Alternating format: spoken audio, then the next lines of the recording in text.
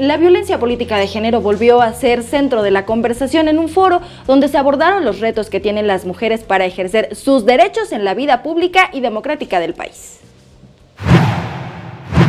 Se debe modificar la legislación para que sea adecuada y pueda darle herramientas a las autoridades para poder actuar y sancionar a quienes violen la paridad política contra las mujeres en el país.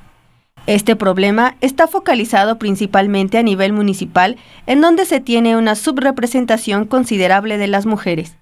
El tema de la violencia política contra las mujeres por razón de género, que no se les está dejando gobernar de manera ordinaria, se les ponen obstáculos y trabas constantes para que puedan ejercer el cargo por el cual fueron electas.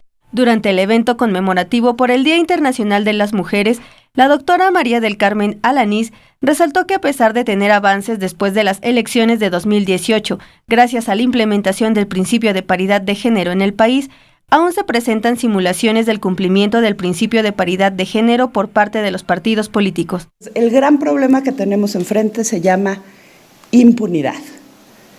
El otro gran problema que tenemos enfrente es la violencia política en razón de género. Pero ojo, no solo son los partidos políticos.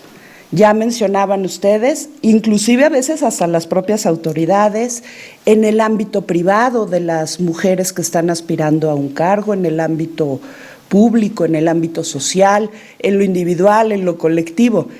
Ejemplo de la exclusión de mujeres en el ámbito político es lo que sucede en Oaxaca, en donde una mujer síndica fue llamada bruja y le retiraron el cargo. O el caso de las síndicas Erika Molina y Yareli Cariño, que están siendo obligadas a renunciar por medio de agresiones o actos de violencia física y emocional, actos a los que las mujeres se enfrentan cuando los partidos políticos las utilizan de relleno para simular la paridad.